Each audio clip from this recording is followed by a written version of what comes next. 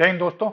तो secondary market में तो निफ्टी 300-400 पॉइंट रेंज बाउंड ही चल रहा है, कोई ऐसी बात नहीं है। और मिड कैप स्मॉल कैप तो 3-4 दिन पहले काफी धुलाई हुई थी, बट अब थोड़ा सा संभले हैं।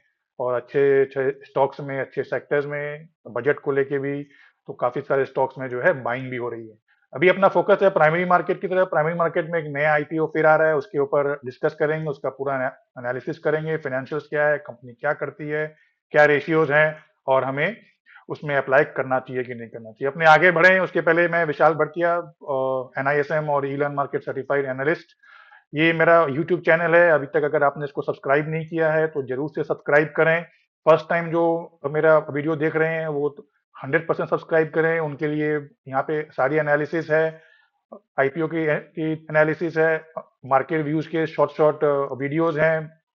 फिर 2025 के लिए मैंने एक सीरीज बनाई थी स्टॉक्स की, वो है। और कुछ अगर इंडिविजुअल स्टॉक अगर अच्छा लगता है तो उसका भी पूरा एनालिसिस विथ रीजन के साथ में वीडियोस वगैरह सब अपलोड आपको मिल जाएंगे। तो एक ही के अंदर में जो है आपको सारे कुछ मिल जाएंगे, फ्री ऑफ कॉस्ट है। सिर्फ सब्सक्राइब बटन पे क्लिक करिए, वीडियोस को लाइक करिए, शेयर करिए, फॉरवर्ड करिए। और तो अपने आगे बढ़ते हैं। नया जो आईपीओ आ रहा है वो है स्टैलियन इंडिया फ्लोरोकेमिकल्स लिमिटेड। तो ये कंपनी क्या करती है उसके पहले अपने पहले एक बार देख लेते हैं। कंपनी जो है 2012 की कंपनी, 2002 की कंपनी है। It is an engage in the business of selling refrigerant और इंडस्ट्रियल गैसेज। तो मैंने गैसेज रिलेटेड की कंपनी, रेफ्रिजरेंट आप समझ गए होंगे, वो गैसेज जो कि रेफ्रिजरेटर में, एसी में उनको कूलिंग के लिए यूज होती है। और इंडस्ट्रियल गैसेज में है। इनका मेन बिजनेस जो है debulking, blending, processing refrigerant, industrial gases, selling of pre filled cans and cylinders. तो आप लोगों ने नोटिस किया होगा, आप लोगों को कभी अगर एसी में या रेफ्रिजरेटर में गैस खत्म हो जाती है, कूलिंग नहीं होती है, तो वो जो कंटेनर में या कैन में जो सर्विस वाला आदमी है वो लेके आता है, फिर उसे रिफिल करता है। तो उस तरह के जो जो सिलेंडर्स में भी जो है इन लोग गैसेस सप्लाई करते हैं रिफिलिंग के पर्पस में। तो कंपनी के 4 प्लांट हैं, एक रायगढ़ में है, अलवर है अपने राजस्थान में, गुरुग्राम है, और पनवेल रायगढ़ में। तो हमारे महाराष्ट्र और गुजरात और हरियाणा, ये 3 में कंपनी के प्लांट्स हैं। It is classified as fluorochemicals, they are majorly use as refrigerants. तो रेफ्रिजरेंट्स के लिए यूज हो रहा है तो जनरली मतलब बी टू सी बिजनेस तो नहीं होगा, बी टू बी ही होगा। इसमें अच्छा फायर एक्सटिंग्विशर वगैरह का भी जो गैसेज होते हैं, स्प्रे फोम होते हैं, इनके लिए भी जो है इनके गैसेज यूज आती है। कंपनी की स्ट्रेंथ में स्ट्रॉन्ग मार्केट है, customer base, high growth industries, long standing, वही बी टू बी बिजनेस है। अच्छा, बी टू बी बिजनेस में याद रखें कि हमेशा प्रॉफिट का जो मार्जिन है वो बी टू सी के कंपेयर में थोड़ा कम रहता है, बिकॉज आपके पास जो है प्राइसिंग की पावर नहीं रहती है, और डायरेक्टली आप कंज्यूमर को नहीं सेल कर रहे हो। ट्रैक रिकॉर्ड जो है फाइनेंशियल वो अपने चेक करेंगे। तो ये तो जो है अभी तक तो कंपनी का ठीक ही लग रहा है। आगे बढ़ते हैं, कंपनी के फाइनेंशियल्स पहले देख लेते हैं, या कंपनी का आईपीओ की डिटेल देख लेंगे पहले। चलो पहले फाइनेंशियल्स अपने बाद में देखते हैं। 16 तारीख माने ऑलरेडी ये आईपीओ कल ओपन हो चुका है, 20 को क्लोज हो रहा है, और अगले बृहस्पतिवार को जो है लिस्टिंग हो जाएगी। एक हफ्ते में आजकल सारा काम फिनिश।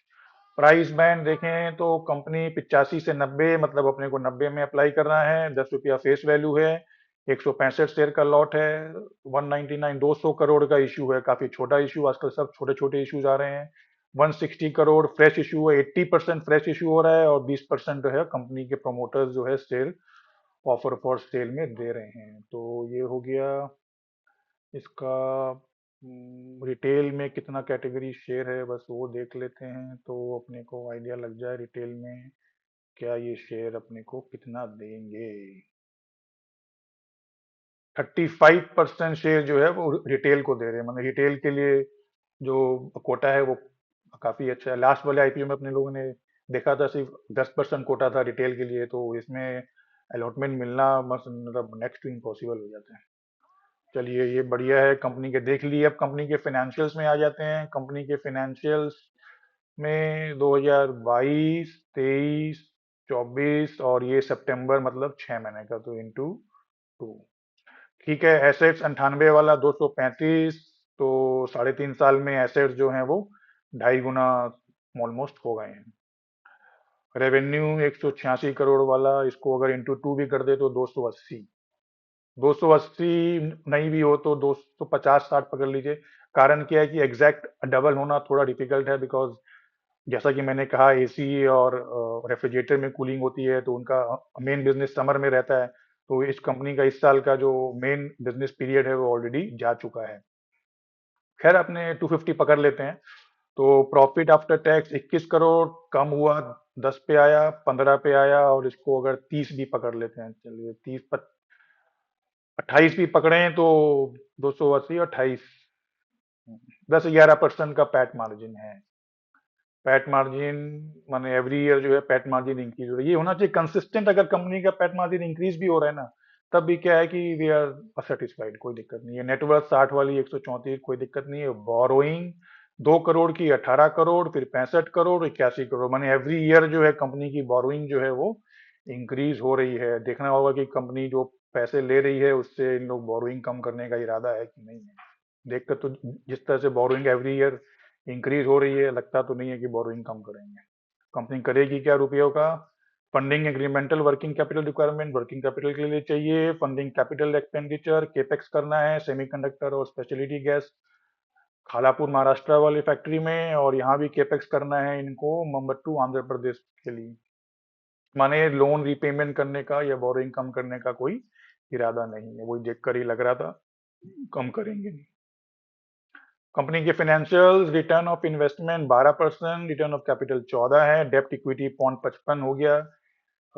माने बोरोइंग है लेकिन इसका मतलब रिजर्व जो है वो भी ज्यादा है। Return of network 12.5, PAT margin 6, और प्राइस टू बुक वैल्यू 4.69, ये थोड़ा हायर साइड में है। ये तो ईपीएस 2 वाला, 2.5 वाला 4.25 करीब, पी 37 वाला 22।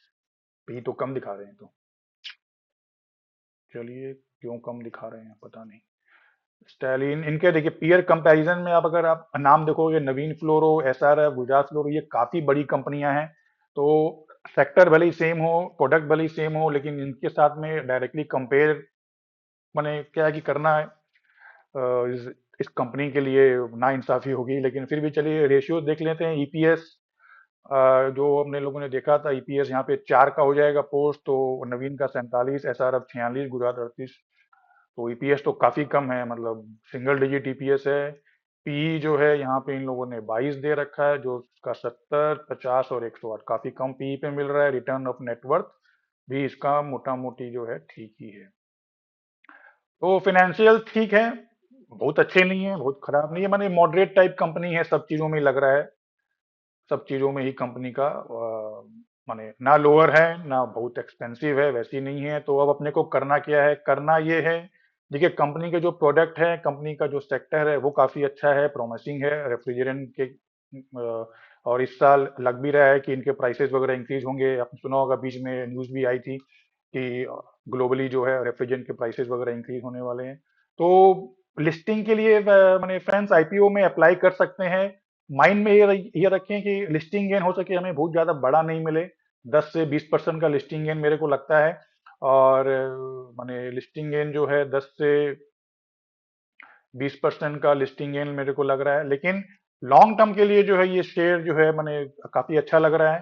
तो अगर अच्छा लिस्टिंग गेन नहीं भी आता है, अगर आपको अलॉट मिल जाता है तो शेयर को होल्ड कर सकते हैं, लॉन्ग टर्म के लिए अच्छी कंपनी है। और नहीं तो फिर लिस्टिंग के बाद भी जो है इस कंपनी में अपने ले सकते हैं। तो ओवरऑल मेरी कंपनी अच्छी है, कंपनी का फाइनेंशियल भी कोई वैल्यूएशन कोई हाई नहीं है, लो भी नहीं है, मॉडरेट है, अप्लाई किया जा सकता है। लिस्टिंग गेन बहुत ह्यूज लिस्टिंग गेन एक्सपेक्टेशन नहीं है, बट लॉन्ग टर्म के लिए भी कंपनी अच्छी है तो होल्ड किया जा सकता है। तो ये था अपना एनालिसिस ऑन स्टैलियन के ऊपर। और जाते जाते फिर अगर मेरे वीडियोस अच्छे लगे हो तो जरूर मेरे चैनल को सब्सक्राइब करें, वीडियोस को लाइक करें, शेयर करें, मुझे मोटिवेट करें, सब फ्री ऑफ कॉस्ट है। सिर्फ सब्सक्राइब बटन पे क्लिक करें। मिलते हैं फिर नेक्स्ट वीडियो में। जय हिंद दोस्तों।